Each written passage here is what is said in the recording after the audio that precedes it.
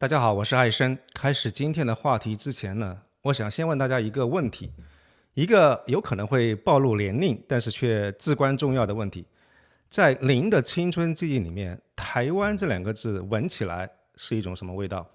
对于很多70后、80后，乃至于90后的大陆人来说，台湾是有一股特别味道的。它是一种什么样的味道呢？是夏天傍晚你路过街边音响店的时候传出来的周杰伦那样一种含混不清歌词的味道，是您守在电视机前看《流星花园》里面那个不羁的 F4，心里对着遥远现代生活的向往，更是深夜偷看《康熙来了》，被小 S 跟康永哥那样一种肆无忌惮的、充满人情味跟市井味的、百无禁忌斗得前仰后合的味道。那个时代，台湾它不是什么政治符号，而是我们文化上的白月光，温情、时髦、有趣，代表着更先进、更文明的华人社会。我们那个时候是心甘情愿的为它戴上了一层厚厚的、闪着金光的滤镜。但是今天呢，当我们再次跨越虚拟的这湾海峡，在对岸网络角落迎接我们的，不再是奶茶跟凤梨酥的香甜，而是冰冷的、充满敌意的三个字426，是轻蔑的、充满优越感的三个字强国人，甚至是知人知语。支那跟知人知语这个浸透着我们民族百年国耻跟血泪的词汇，在今天被一部分台湾人轻飘飘的日常的用来指代中国的语言、中国的文化、中国人的存在本身。各位，我们从最亲爱的同胞到恶毒的仇人，从最美好的想象到最恶毒的诅咒，这中间到底发生了什么呢？这一层我们亲自为对岸戴上的厚厚的黄金滤镜，究竟是如何在短短10几年间吹得如此彻底，连一片完整的残渣都找不到？这是一场席卷了整整一代人的心理结构的雪崩。今天我们就用情报分析的框架来尝试解剖两岸舆论场这30年的迷局。那这层滤镜它绝对不是天然形成的，而是21世纪头10年两股力量共同编织的精密工程。一股是自下而上的文化的暖流，而另外一股是自上而下的政治的阳谋。我们先看第一股力量，这是一场跨越了海峡的文化的海啸。很多人应该还记得，在那个大陆的影视跟音乐产业还相对幼稚、相对贫瘠的年代，台湾的流行文化几乎就是单向的，以降维打击的姿态席卷了整个大陆的市场。在音乐上，我们有周杰伦、王力宏、S.H.E、五月天，他们不仅仅是歌手，更是整整一代人的青春背景音乐。周杰伦，尤其是周杰伦那样一种模糊的唱腔和天马行空的曲风，本身就是对于当时循规蹈矩音乐的一种反叛。他的音乐构建了一种更深层次的文化连接。你可以想想看，他用最流行的 R&B 唱着最古典的中国风，这样一种曲风让两岸的年轻人在一个既传统又现代的中华文化的想象当中找到了精神上的共鸣和最大的公约数。在影视上，一部2001年的《流星花园》可以说是一个里程碑式的文化事件，它系统性的向大陆的年轻人展示了一种全新的、充满了幻想的现代的生活方式。它告诉那个时候的我们，原来爱情可以这样轰轰烈烈，友情可以这样的不顾一切，原来富家子弟的烦恼是这样的。而在综艺上，康熙来了这个意义甚至超越了娱乐本身，它提供了一个日常化场景的，仿佛我们触手可及的台湾社会的一个理想。小 S 跟康永哥以一种前所未有的松弛感跟坦率，让我们感觉到台湾社会是一个比大陆更加开放、多元、有趣，而且充满了人情味的社会。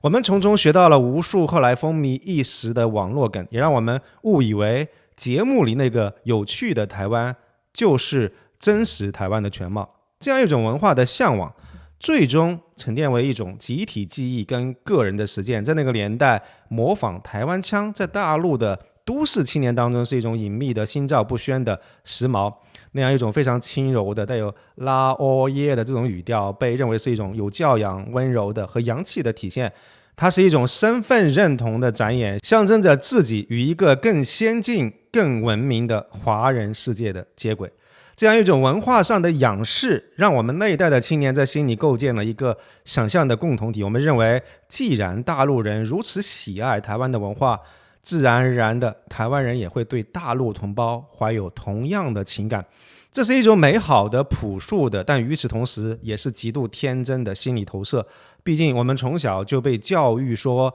宝岛台湾人民是我们血浓于水的骨肉同胞。那如果说流行文化是滤镜的情感基座的话，那么北京对于台湾统战策略就是为这样一层滤镜提供了政治的框架跟合法性的叙事。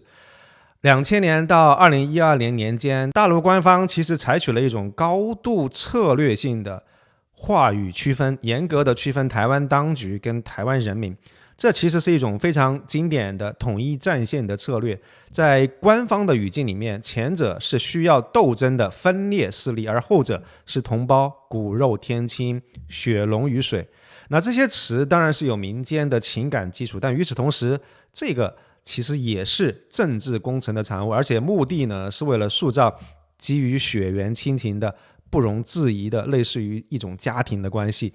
官方投入了巨量的资源来推动两岸青年交流，鼓励台商投资，然后促成了大量的两岸的婚姻。其背后的逻辑非常清晰，就是通过经济的融合与文化的亲近，能够自然而然的外溢到政治的领域，然后最终可以实现和平统一。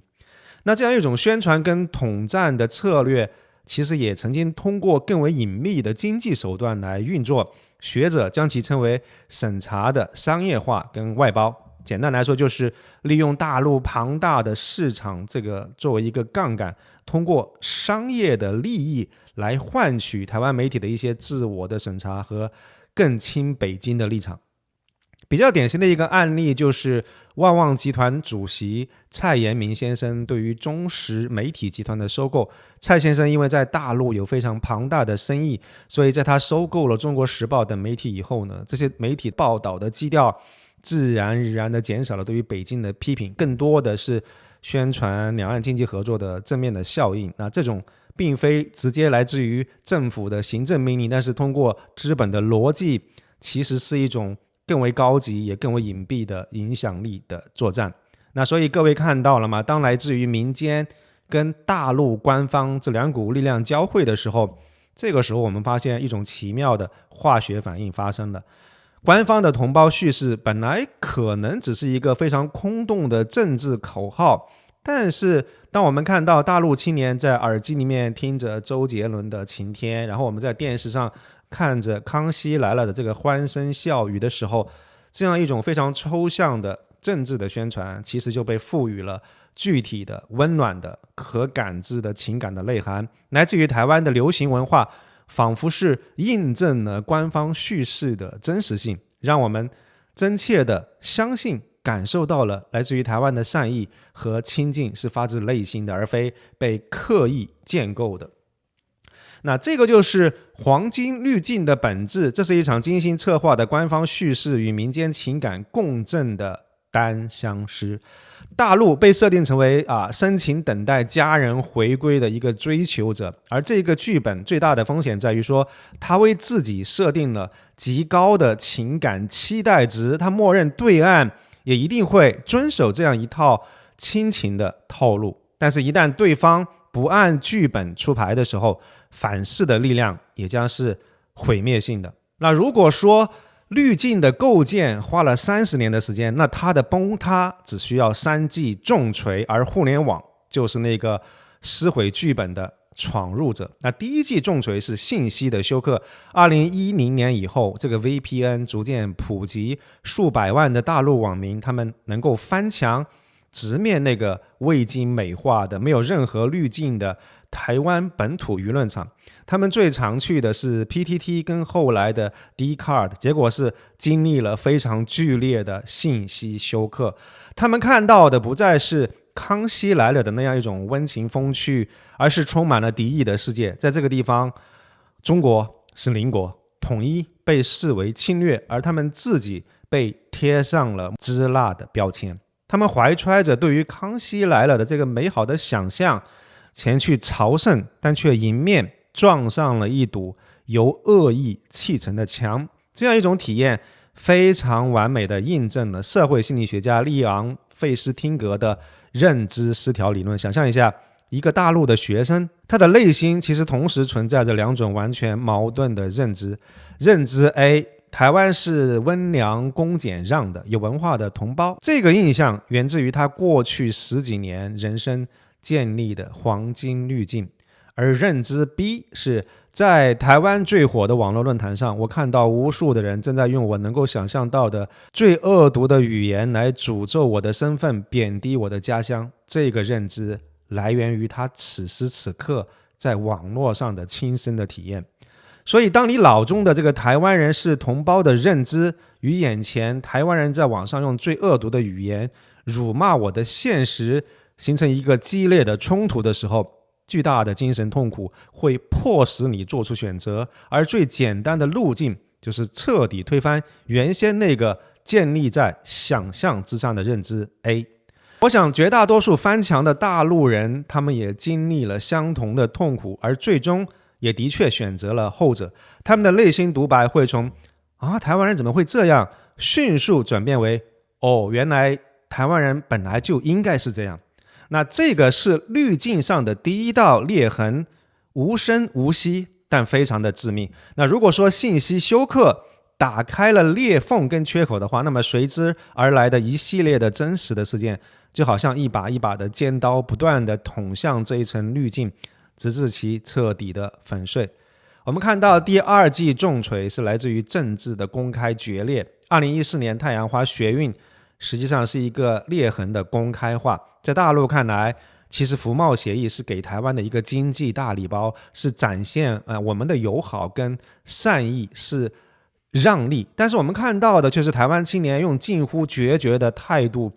拒绝了这份善意。一场声势浩大的由台湾青年主导的社会运动，其核心的驱动力之一竟然是非常强烈的反中情绪。它甚至不是一个反共的情绪，它是一个反中情绪和对大陆的系统性的排斥。那这场学运当然非常成功的阻止了服贸协议，但是与此同时，围观了整场运动的大陆人也会感觉一盆冰水从头到脚浇了一个透心凉。他第一次让很多大陆民众意识到，原来我们眼中的惠台善意，在对岸年轻一代看起来却是木马屠城和吞并的毒药。两岸一家亲的官方叙事在这一刻显得无比的苍白跟讽刺。其实除了愤怒之外，也开始有另外一种情绪在滋生，就是早该如此的论调。很多大陆网民开始抱怨说，我们长期对台单方面的让利，这样一种善意其实是一种跪台办的行为。那既然台湾人不领情，那大陆就没有必要再继续这样一种热脸贴在冷屁股上的政策。那从此以后，台湾天然独的说法就开始在大陆广为流传，而台湾人既要赚大陆的钱，又要搞独立的，既要又要的这样一种叙事，也找到了非常强大的现实的注脚跟证据。那在太阳花之后高度政治化的氛围当中，两岸的舆论场慢慢开始变成了一个非常敏感的雷区，一些原本微不足道的事件也会被迅速的放大，并且魔音化，成为激化对立的非常强大的符号。比如说大陆人吃不起茶叶蛋，一个台湾访谈节目嘉宾的这个无脑的言论被迅速的泛化为对于整个台湾人群体的无知而且傲慢的负面的标签，它催生了一场大陆网民集体性的反讽狂欢。那这样一种传播最初呢是以自嘲跟调侃的方式进行，但是笑声的背后慢慢的也会渗透出一种深刻的被轻视、被污蔑和被误解的屈辱感。在大陆经济早已经腾飞的背景底下，这样一种来自于对岸的停留在几十年前的落后的印象和想象，被视为一种不可理喻的傲慢和无知。它像一根一根的小刺扎在每一个大陆人的心头，不断的提醒大家那样一种对岸对你的不友善的不对等的关系。而85°C 事件则标志着这样一种对立的情绪已经具备了真实的商业上的杀伤力，它开创了一个在日后被反复上演的剧本。比如说台湾公司被发现有台独的一些行径，然后被指控他们在搞台独，然后大陆的网民发起抵制的行为，然后这个企业呢为了保住大陆市场而被迫道歉，然后这个道歉的行为又会在台湾引发反弹，而台湾的公众人物，比如说从周子瑜事件到新疆棉事件，他们也同样经历了这样一个被迫表态的过程，其实已经变成了一个演变成一个非常经典的范式，被不断的重复，然后最终确立下来。那对于所有想在大陆做生意的公司，或者是想要在大陆发展的台湾艺人来说，政治中立的空间基本上已经不复存在了。那为了这个商业的利益，他们必须要公开拥护大陆的政治立场，而这样一种表态又必然会激怒台湾的粉丝。那这些微观的个体事件就像催化剂一样，持续为日益增长的幻灭感提供燃料，并且最终固化为一套互相攻击的刻板印象。每一次类似的争议都会在两岸民众本已伤痕累累的这个关系上再撒上一把盐，让双方的敌意跟不信任感更深一层。那最后也是最致命的一记重锤，实际上是人格的终极侮辱，也就是所谓的支那。政治的分歧可以谈，经济的摩擦也可以算，但是有一种伤害是无法修复的，那就是对于人的身份、对人格的全面否定。知人知语这个词的出现跟滥用，就是压垮骆驼的最后一根稻草。那这个词的源头是带有血泪历史的支那，一个侵略者用来侮辱包括台湾人在内的整个民族的蔑称。当大陆的网民仅仅因为使用了视频质量这样一些跟台湾不同的日常词汇，又被台湾网民非常轻蔑的打上知人知语的标签的时候，这个不是讨论，而是宣判。宣判你的语言是低等的，你的文化被污染了，你的身份不纯洁。而知语对于中国人的冒犯性，就等同于在美国对于非裔使用 N-word。 在 PTT 跟 Dcard 上面，支那这个词汇被重新激活，并且被武器化，它衍生出比如说自台支什么支那贱畜等等一系列非常侮辱人的词汇，其目的只有一个，就是将攻击对象非人化。心理学告诉我们，这是最恶毒的符号暴力。政治上的攻击，比如说我们批评某个政党或者某一个政策，你攻击的是非常具体的一个行为，而知语它攻击的是一个人的出身血缘、文化跟民族身份，它是在剥夺你生而为人的这个尊严跟合法性。那这样一种人格侮辱式的情感创伤几乎是不可能被原谅或者是被调和的，它在两岸的普通民众之间划下了一道深不见底的难以愈合的血色的鸿沟。他把一场本来可以用非常理性的方式进行的跨越海峡的通过网络进行的这个讨论跟交流，彻底的拖入了种族歧视跟人格侮辱的泥潭。从这一刻开始，平等对话的基础已经荡然无存，因为一方已经不再承认另外一方是平等的、值得尊重的一个活生生的人。至此，我相信黄金滤镜已经被这3记重锤敲得粉碎。当然，在所有这些激烈的情绪背后，其实还有一个更深层次、更冰冷的结构性的东西，那就是两岸经济实力的根本性的逆转。2000年的时候，台湾的人均 GDP 是大陆的 15.5 倍，这个在当时是一个巨大的、几乎不可以被逾越的差距。那这样一种经济上的仰视，一定是这个黄金滤镜能够存在的物质基础。大陆人是追赶者，是学生，所以我们谦虚，我们愿意忍耐。但是到了2023年的时候，这个差距已经缩小到了不足 2.5 倍，在很多的大陆城市跟地区，其实早已经实现了反超跟逆转。那权力的天平已经发生了根本性的逆转和倾斜，曾经的仰视现在变成了平视，乃至于变成了俯视。大陆人通过互联网，他个人的一些亲身的旅行，看到了对岸的停滞的时候，曾经的向往不可避免的变成了一种审视的眼光，甚至是抑制不住的某一种优越感。而另外一方面，眼看着曾经的大陆穷亲戚现在竟然一夜暴富，比你还有钱，而那个暴发户的心态和嘴脸会不会让你感觉不舒服？会的话也很正常，人性如此嘛。那经济实力此消彼长的变化，导致了两岸的视角发生了逆转，这个是所有幻灭情绪的物质基础跟心理前提。台湾的先进光环褪色了，那至此滤镜已经不再是破碎，而是被彻底碾压成了齑粉，一个时代结束了。那各位，如果故事只到这里的话，那其实还只是一种幻灭感。那接下来发生的事情就会让幻灭演变成了仇恨，并且被系统性的生产和放大。滤镜破碎后留下来的这个认知的真空，迅速的被独特的数字舆论生态来填补。很多精明的自媒体运营者发现，煽动和迎合民族主义情绪在两岸都是一门利润非常丰厚的生意。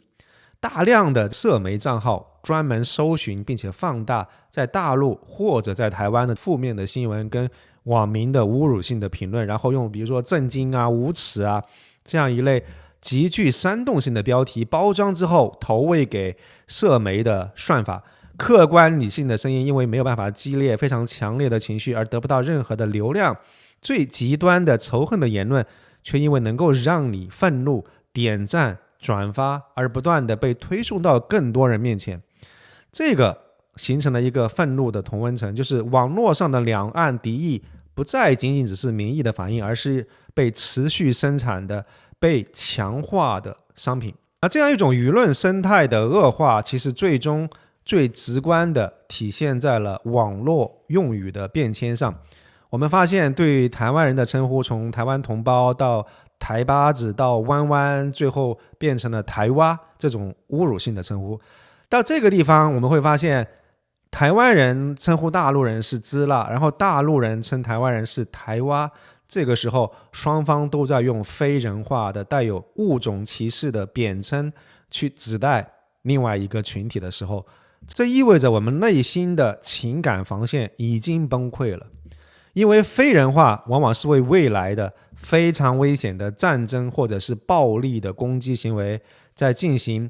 情感上、心理上铺垫的第一步。那这样一种语言的惰化，是两岸民间心理鸿沟已经扩大到非常危险程度的最强烈的信号。滤镜破碎之后，我们并没有看到真相，我们看到的反倒是一个更危险、更扭曲的哈哈镜的世界。今天的两岸舆论场就是这样一个巨大的哈哈镜的迷宫。大陆网民透过裂缝看到的是台湾网络上最极端、最刺耳的1450的言论，并且将其放大，等同于是台湾人的全貌。而很多台湾民众看到的是大陆最激进、最蛮横的小粉红，也将其视为是14亿中国人的唯一代表。一边是知人知语、强国玻璃心的嘲讽，一边是武统台湾、留岛不留人的这个冰冷叫嚣。这是一道比台湾海峡还要更深、由仇恨偏见筑起的深不见底的鸿沟。那双方都在用对方最糟糕的样本来定义对方的这个全部，从而陷入一个互相证实、不断加深的负面认知的螺旋。在这个新的景观底下，几种过去被视为非常极端的、不太可能接受的观点，而现在正在悄然成为新的社会共识和主流的声音。第一种是武力统一的这个话语的日常化。今天我们会发现，在大陆的微博、知乎、在 B 站讨论武统已经不再是一个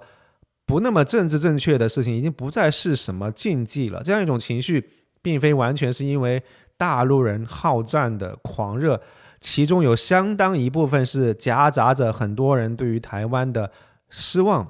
与无奈。而且这个背后的逻辑链条是非常清晰的，就是我们大陆曾经释放了最大的善意，换来的却是对岸的敌意跟羞辱。那既然和平的道路走不通，那么剩下的选项还剩下什么呢？那这样一种从寄望于和平到锻炼于和平的大众心理转变，是后滤镜时代最深刻的民意的转向。那其二呢，是一种非常吊诡的情感的异化，就是一种典型的讷子人的心态的崛起。讷子人其实指的是一些对于严肃的议题采取一种玩世不恭、幸灾乐祸态度的人。那对于这一部分网民而言，两岸的议题已经从一个关乎民族大义的一个神圣的叙事，异化为一场提供刺激跟娱乐的大型真人秀的连续剧。他们特别热衷于围观两岸的每一次的摩擦，每一次的争议事件，然后从双方的困境当中获取快感。这是一种情感彻底破裂之后的心理防御机制。当爱转化为恨，而恨又无处发泄的时候，一种全儒式的以看戏为乐的疏离感便应运而生了。如果我们用一个通俗的比喻来形容两岸关系的话，它就像是一场失败的恋爱，就是一对分手的前任。黄金10年是热恋期，一方对于另外一方充满了理想化的爱慕，当彼此有机会亲近的时候，滤镜却破碎了，这是矛盾爆发期。因为翻墙看 PTT 有机会深入了解，但是却意外的发现政治和民主认同都有问题，三观不合，甚至还遭到了对方用之语来恶言相向，来霸凌，感受到了人格上的侮辱跟非常深刻的情感的背叛。那后滤镜时代实际上就是这一对情侣分手以后，爱意转化成了怨恨跟厌烦，看到对方就心烦，甚至因为武统与乐子人的心态，希望对方过得不好。那这个时候任何劝和的声音都会被视为胳膊肘往外拐。那这个分手后势必的这个隐喻，虽然简化了复杂的政治，但却非常精准地捕捉了从文化亲近到情感幻灭，再到敌意常态化的这么一个核心的轨迹的变化。那一对分手后的前任不仅互相拉黑，还都希望对方不得好死的时候，这意味着什么？这难道仅仅只是一种情绪吗？还是某种更可怕的事情的预言呢？在我们详细解剖了滤镜是如何构建，又是如何瓦解，还有这个敌意的回音史是怎么形成之后，现在我们终于可以回到那个最核心的问题，就是今天网络上两岸的这样一种普遍的敌意背后，它到底是反映了一种真实的民意呢，还是被构建出来的一个仇恨呢？我想我的答案是它两者都是，而且它已经形成了一个能够自我维持的，并且还在不断加码的非常致命的恶性循环。德国统一的经验其实为我们提供了一面很好的镜子。大家都知道，柏林墙倒塌以后，东西德的民众也经历了一种类似的从统一的狂喜到普遍幻灭的这么一个过程。西德人后来也开始抱怨东德人懒惰不知道感恩，而东德人呢则会觉得自己好像二等公民一样。所以到今天呢，我们看到德国社会很多人心中依然还有一堵心理的墙存在着。但是两岸的情况其实比德国要危险很多。为什么呢？因为德国人他们至少还拥有一个共同的统一的国家作为矛盾的容器，而两岸呢，我们现在缺乏这个最终的政治共识，所以这样一种幻灭感不会仅仅只是被框定在内部矛盾里面，而是会直接升级为敌我矛盾，甚至有可能在现实的世界里面酿成非常危险的后果。那么这个恶性循环的链条究竟是怎么样运作的呢？第一步是叫做真实的幻灭，因为经济实力的这个对比逆转跟政治上的冲击会产生一种非常真实的自下而上的失望和被背叛的感觉，这是整个循环的原始的燃料。第二步叫做引导放大，这样一种弥散的负面情绪被官方的叙事跟商业的算法给捕捉到框定了，然后放大变成网络上排山倒海的具有攻击性的相互仇恨的言论，这个就是机制催化。那第三步叫做对岸的反弹，来自于大陆的商业抵制跟军事的威胁，不可避免的在台湾社会会激起非常强烈的反感跟恐惧，然后会进一步巩固他们的反中的认同跟分离的意识，这是一种反作用力。第四步叫做循环闭环，而台湾的这样一种负面的反应呢，又会通过各种渠道回到大陆，成为了你看他们果然是铁了心要闹独立的最新的证据。从而为新一轮的幻灭跟愤怒提供了养料，完美的闭合了整个的恶性循环的链条。所以各位看清楚了吗？这是一个非常完美的能够自我供能的闭环。在这个循环里面，真实的民意的确是起点，但是它被扭曲跟利用了，然后刻意建构的仇恨是结果，但是它又反过来塑造了新的真实的民意的起点。所以我们每一个人都被困在了这个由历史、政治、资本跟人性弱点共同打造的这个囚笼里面。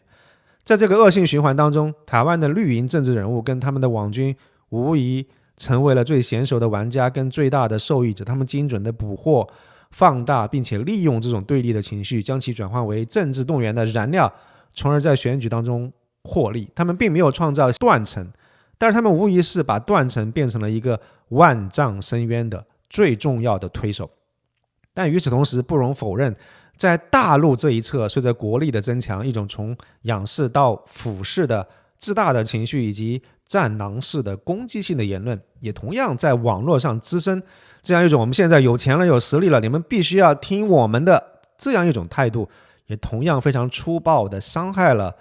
对岸台湾民众的感情，为这样一种敌意的循环火上浇油。那回到最开始的问题，从亲爱的台湾同胞到恶毒诅咒的仇人，两岸何以至此？为什么会这样？首先还是随着大陆经济实力的持续增长，我想大陆这种从仰视到平视最终变成俯视，而台湾从俯视到平视再到仰视的转变的过程，这个是不可避免的。类似的情况在香港发生过，正在台湾社会发生当中，将来也会在日本、在欧美发生。那其次，和我一样，其实相当多的大陆人也经历过对于台湾民主自由滤镜的破裂，对于台湾民主祛魅的过程，这个呢，限于篇幅我就没办法展开来详细讲了。再一次的话，这里面其实也有一个代理人的问题值得我们深思。我们撇除开其他的政治上的东西跟意识形态的东西，纯粹讲统一跟独立的话，其实统一这个选项是更符合两岸人民共同利益的，但是却唯独不符合民进党的利益。对立冲突才有可能让民进党有机会执政，靠40%的支持率上台的政党，它的利益与台湾社会整体的利益是存在明显偏差的。民进党如何修改课纲去中国化，如何使用1450网军刻意的煽动对立，这里面其实有好多内容可以展开来讲。那我想今天我来解构这一段从黄金滤镜到哈哈镜的30年的骤变历史，不是为了宣泄仇恨或者是鼓吹对立，而是要给两岸敲响警钟。它警示我们的是，在理解复杂对象的时候，必须要反思我们看到的究竟是真实的信息，还是被刻意筛选、被刻意建构的呢？它警示我们在群情激愤的这个网络环境当中，我们应该如何避免被廉价的群体情绪裹挟，而如何要坚守独立思考的阵地。它警示我们，如果这样一种民间的深刻对立的情绪持续下去，就算最终统一完成了，没有这样一种善意跟情感的基础的统一，社会整合的过程将会如何的痛苦，整合的成本又将会何其高昂呢？而缺乏情感地基的这个大厦又能够屹立多久呢？所以我想要穿越台海这片迷雾和喧嚣，今天这个艾森的视频能带给大家的最主要的，其实也就是这份警醒吧。30年前我们看到台湾的味道是周杰伦的 CD 跟康熙来了的笑声，30年以后它却充满了火药跟硝烟的味道。要如何为这片海峡重新找回和平的气息，需要我们每一个人都摘下哈哈镜，开始真正的艰难的思考。您是否也经历过类似的滤镜破碎的瞬间？您对于未来两岸有怎么样的思考？欢迎大家在评论区分享您的看法。如果这样的分析对您有所启发的话，请不要吝啬您的点赞和分享，也别忘记订阅艾森的频道，并且打开小铃铛，让我们一起尝试打破算法给我们建筑的信息的茧房跟迷墙。我是艾森，感谢您的收看，祝您有心情愉悦的一天，我们下期再见，谢谢。